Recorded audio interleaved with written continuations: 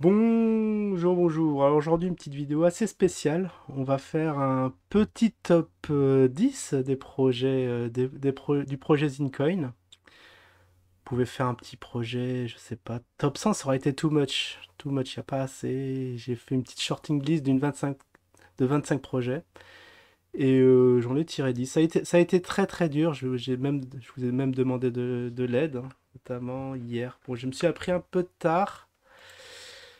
Voilà, pour préparer la prochaine vidéo, ouais, je voulais que vous me disiez un peu des projets foireux qui vous passaient par la tête dans les commentaires, mais bon, comme d'hab, vous avez répondu à côté, mais ce n'est pas grave. Ce n'est pas grave, j'avais déjà ma besace de rempli. Et du coup, bah, on va y aller. On va y aller pour ce petit top.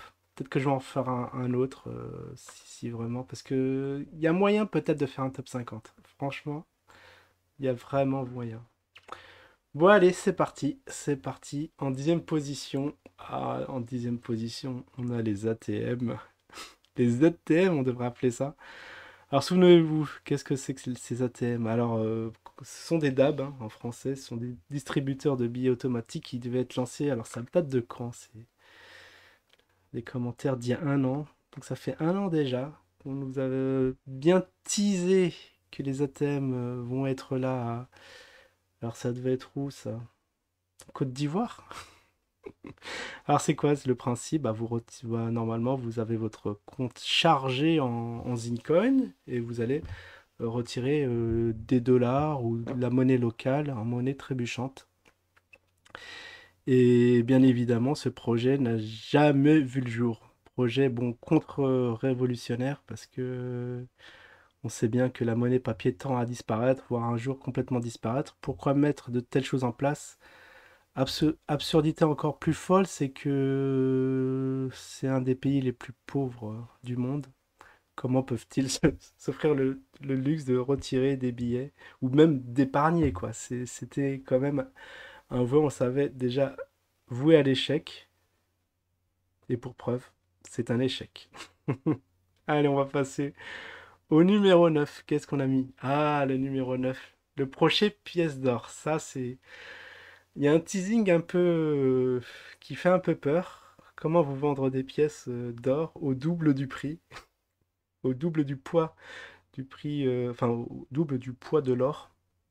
Une pièce, bon, je crois que si vous voulez acheter une petite pièce d'un once, ça doit valoir. Bah, à l'époque, c'était 1600 quand ils avaient sorti leur projet qui commence à dater. Parce que maintenant, l'or, je crois que ça doit être, maintenant de l'once, ça doit être 200 dollars, 2000 dollars. Ouais, il y a 8 mois, ça fait presque un an déjà. Donc, pièce vendue à 3200 balles. Et là, regardez, rien que je vois la gueule de la pièce, ça fait un peu peur parce que moi, j'ai des pièces d'une once. C'est bien plus gros que ça, quoi. C'est bien plus épais. On dirait une pièce Napoléon, vous voyez?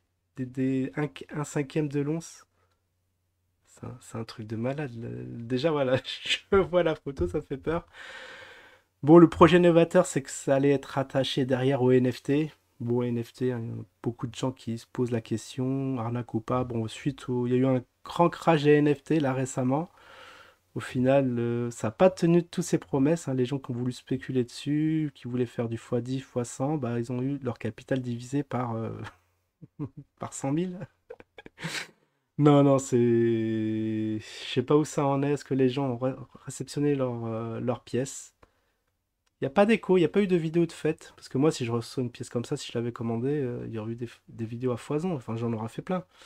Montrer bien, exhiber bien fièrement ma pièce. Mais voilà, si quelqu'un l'a reçu, je suis preneur.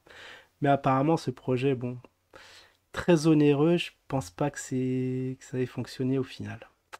Allez, on va passer au numéro 8. Numéro 8. Ah oui, IDAX, vous vous souvenez de cette plateforme où était introduite le zine? Eh bien, 2 semaines après je crois que c'était en novembre, j'avais ouvert mon compte et 2 semaines, voire un mois après, eh ben, le patron s'est barré avec la caisse. Donc, donc tous les gens qui ont été sur cette plateforme acheter d'usine bah, se sont retrouvés carottes. Bien évidemment, il fallait suivre les grands acteurs d'usine, hein, à savoir Burnex qui nous avait averti, qui nous a dit il va partir avec la caisse. Bon, j'en crois rien, mais au final, il avait les bonnes infos et apparemment, il était encore plus informé que les gens de l'équipe qui, eux, se sont fait complètement dépasser par le truc, mais quand même, pour se raccrocher aux branches, ils ont dit on vous rembourse. Et bien évidemment, pas un seul investisseur n'a été remboursé au jour d'aujourd'hui, puisqu'on a fait un petit appel pour dire est-ce que vous avez été remboursé. On a eu zéro réponse. En tout cas, une chose est sûre, moi et Perma, qui ont été sur cette plateforme, n'ont pas été remboursés. Donc quand ils disent que tous les investisseurs ont été remboursés, c'est complètement faux. Allez, on passe au numéro 7. Numéro 7. Ah, la tombola. La tombola.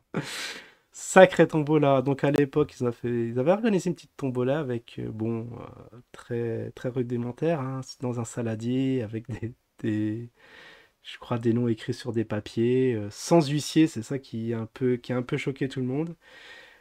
Et sur les vidéos qui tourneraient, apparemment, il y aurait eu du Gérard Majax, un petit tour de magie où le grand gagnant de cette tombola, c'était la famille Grandet, qu'on a, qu'on a appris plus tard que c'était un des proches de Jim ou de KB. Eh ben, voilà, ça sentait la tombola archi truquée. Il y a des vidéos qui en témoignent apparemment. Moi, j'ai regardé minutieusement. Bon, c'était pas assez net, mais il y en a qui sont sûrs et certains de la triche avérée. En tout cas, la chose le plus suspect, bah, c'est l'huissier. Comme il n'y a pas d'huissier, bah, c'est sûr que toutes les triches pouvaient être possibles. Maintenant, on va passer au numéro 6 du projet. Ah oui, ça c'était une annonce. Il y avait une annonce faite par KB, hein, en live, je me souviens, et même répétée par Jim. Ils vont être introduits sur des grosses plateformes du top 10, et voire même, il y a eu un délit d'initié, ça c'était du caviar, dans une plateforme top 1. Donc, waouh, ça l'aura deviné sur Binance. Ça devait arriver sur Binance, le Zincoin. Eh bien aujourd'hui, bon, on est toujours sur Probit, donc une plateforme qui vivote, mais pourquoi pas. Mais en tout cas, on est bien loin de la plateforme number one, hein, Binance que je vous recommande tous, qui, bah, c'est l'Amazon de la crypto, hein. Pour ceux qui veulent commencer, vous pouvez aller là-bas. Euh, voilà, maintenant on va passer au projet suivant. On s'approche, hein, du top 3. Ah, Punta Cana, vous vous souvenez, Punta Cana. Ça, c'est des vacances improvisées faites par l'équipe. Donc ça date de, si mes souvenirs sont bons, ouais, il y a un an. Il y a un an. Vous avez fait une petite escapade, c'est-à-dire juste après, donc vous vous souvenez, une année 2020 assez difficile où il y a eu le confinement. On a été confinés par 2 fois et eux, ils ont bien, à ce qui paraît, ils ont bien avancé sur le projet et nous promettaient un cours à 17 dollars et bien évidemment estampillé délit d'initié que le cours devait être en fin d'année à 17 dollars et au final, bon, je vous laisse voir l'historique du Zincoin, on était loin de ses promesses. Mais en plus de ça, l'équipe nous a gratifié d'un petit séjour à Punta Cana. On n'était pas au courant. Heureusement qu'il y a eu un petit leak, que quelqu'un de l'équipe, qui est un peu voilà, de QI comme on le sait, qui a fait une vidéo Insta, qui s'est retrouvé dans les mains d'Ali. Et là, on a pu voir voilà, la vidéo de l'équipe, soi-disant, voilà, pour se rattraper aux branches, encore une fois. Ils ont dit, bah, ils étaient là-bas pour faire des contacts. Mais bien sûr, on y croit. Je vous invite à regarder la vidéo, elle est absolument somptueuse. Puis, on arrive, on est où? Ah, les satellites. Alors là, on est en numéro 4, hein. Les- Bon, elle n'est pas dans le top 3, mais en tout cas, parce que ça, c'est vrai que c'est assez ahurissant que l'équipe veuille lancer des satellites. Où ça en est aujourd'hui? Bon, ils en parlent de temps à autre, hein, que les satellites, c'est toujours dans les clous, ne vous inquiétez pas. Bon, déjà, il y a les petits projets qui n'ont pas vu le jour. Alors, les satellites, vous en doutez que ça va être niette. Moi, j'étais un peu frustré parce que moi, j'étais dans leur live. Juste dit bonjour, je me suis fait ban. Et j'ai pas compris à l'époque. Et maintenant, rétrospectivement, j'ai pigé. Ils ont dit non, on veut pas un pougne là qui, qui s'intéresse un peu trop près à nos projets, sinon ils vont nous faire de la mauvaise pub. Et bah du coup, justement, effet rotor, je me suis accroché au truc. Je me suis pas laissé démonter, j'ai quand même persisté et suivi un peu tous les projets, notamment sur le satellite, qui arrive quand même en top 4 parce qu'il y a quand même des choses encore plus ahurissantes. Et maintenant, on arrive au numéro 3. Numéro 3. Oui, le Toumani, le village Toumani, qui devait être construit à Marrakech, s'est finalement retrouvé à Yamoussoukro. Alors, c'est où? C'est en Côte d'Ivoire? En Côte d'Ivoire, ouais, ça doit être bien ça. Ah, j'ai dû me tromper dans le précédent pays là où ils ont été pour lancer leurs ATM. Ah, je sais plus. Le Burkina Faso, voilà. Vous allez juste, vous avez juste à intervertir. Les ATM, c'est au Burkina et là, c'est en Côte d'Ivoire. Eh bien, oui, bah, vous savez, là maintenant, ils projettent de s'étendre, d'aller encore plus loin, d'aller où ça?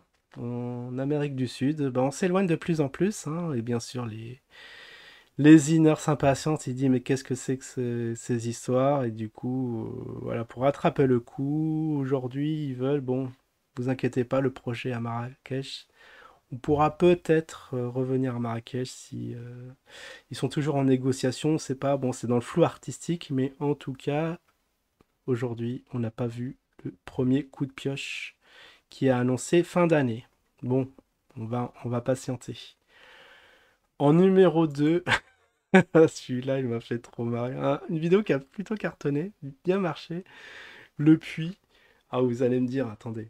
L'équipe d'usine se lance dans la construction d'un puits. Oui, alors le rapport avec la blockchain, il est où? Comme le satellite, hein, pareil. Il est où? Pourquoi on a financé des projets blockchain et au final, ils se sont retrouvés à construire un puits. Et un truc qui m'a fait bien marrer. Je crois que c'était mardi, quelqu'un qui s'est envoyé, ils ont mis des disjoncteurs sur le puits. C'est une avancée révolutionnaire, peut-être pour relier justement à la blockchain et mettre un peu d'électricité dans tout ça. Et en plus, à ce qui paraît, c'est que bah, au Maroc, tu peux avoir des subventions pour financer ton puits, ta construction de puits. Du coup, ça leur a coûté zéro. En tout cas, ce projet, on en a entendu parler une fois, on a vu une vidéo une fois, et après, on n'a plus jamais entendu parler. Les puits dans le désert, ouais, ça n'a pas trop la cote en ce moment. Donc ça m'a fait absolument délirer le grand écart entre la technologie et le puits qui au final va servir, va pas servir, est-ce qu'il va être entretenu? Il y a plein de questions sans réponse qu'on n'aura jamais. Vous imaginez bien. Et maintenant, bah voilà, ce qui a valu la vidéo d'aujourd'hui, de jour d'aujourd'hui, c'est l'annulation de la rencontre du 7 mai. Eh bien, le 7 mai, c'est demain. Donc le petit teasing, c'était assez extraordinaire. Bon, ça fallait, alors cette rencontre faisait suite. Déjà, il y a eu une annonce d'une première rencontre antérieurement, mais qui n'a pas eu lieu parce qu'ils étaient débordés par les événements. Ils n'avaient pas prévu qu'il fallait louer des salles parce qu'ils n'attendaient pas un afflux massif de personnes. Et finalement, ils l'ont décalé. Ils ont dit, bon, c'est bon, cette fois, on va le faire au 7 mai. Alors cette fois-ci, vous allez payer 100 balles par tête. Bah oui, comme ça, on sera sûr que vous allez venir, que vous n'allez pas nous planter. Et au final, on a appris ça quand ça, il y a 2 mois, que cette rencontre a été annulée. Bien sûr, est-ce que vous avez été remboursé? Bah, ça, vous allez prendre le soin de me le dire en commentaire. Et il y en a, oui, de toute façon, la rencontre du 7 mai, j'admets que si elle se fait pas. Il y en a un qui m'avait sorti ça. Je ferai mon mea culpa sur l'équipe, comme quoi, ouais, vous aviez raison, mais il y en a qui croyaient dur comme fer qu'elle se fera. Mais effectivement, elle se fera. Mais il nous avait dit en visio. En visio, bon, ça peut être ça, sympa, vous allez être chez vous à discuter avec l'équipe, ce sera déjà ça. Bon, ça vous épargnera le prix du billet. Eh bien non, moi j'ai l'impression que, parce qu'ils en ont parlé, que KB va faire son petit live à Dubaï. Il va nous parler justement de cette rencontre où les investisseurs devaient être, ils pouvaient payer d'usine cash, une nouvelle crypto-monnaie en exclu. Donc ça, je crois que ça va tomber demain, hein. Je suis pratiquement sûr qu'il va nous préparer pour le 7 mai. Mais ça, ça sent le gros foutage de gueule. Made in KV. Je suis absolument sûr qu'il va faire ça. Ça a l'air trop gros dit comme ça. Il va dire non, il va pas avoir le toupet de se ramener en live, de faire un truc Zincash. Juste, voilà, le truc, le voyage rêvé, la petite escapade rêvée à Marrakech qui se rencontre. Alors on va se retrouver au KGB à pouvoir, bon, on va pouvoir acheter des Zincash pour ceux qui ont d'usine. Dit comme ça a l'air absolument grotesque, mais ça l'est. C'est pour ça que ce truc-là se retrouve vraiment en top numéro un. Donc voilà, on a fait un peu le tour de tous les projets qui n'ont absolument pas vu le jour. Et comme ils le disent si bien, c'est le... Parce qu'il y en a un qui avait quand même qui avait répondu, qui nous a dit par rapport à l'ICO, le Zincoin a perdu 50%. Les autres tokens, moins 99%. On peut parler de projets foireux. Tout à fait, ami Mood76. Et comme ils le disent, c'est les projets qui font le cours. Donc on va regarder le cours. Regardez-moi ce joli petit cours à 20 centimes. Alors n'ayons pas peur des mots. À 20 centimes, c'est absolument...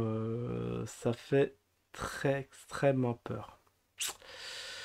Voilà, voilà, ce petit top 10 fait à l'arrache, hein. Je pensais pas l'avoir fait, mais là, vu les événements, vu que on va avoir l'épilogue de cette fameuse rencontre du 7 mai, qu'est-ce qu'ils vont nous sortir derrière? Vont-ils s'excuser? Enfin, il y a plein de questions. On fera une vidéo retour suite au live de KB. Je voulais à la base faire ça, mais vu qu'il met du temps à le faire, hein, il devait avoir lieu la semaine dernière, mais bon, on verra ça demain. Allez, je vous dis à la prochaine. Ciao tout le monde.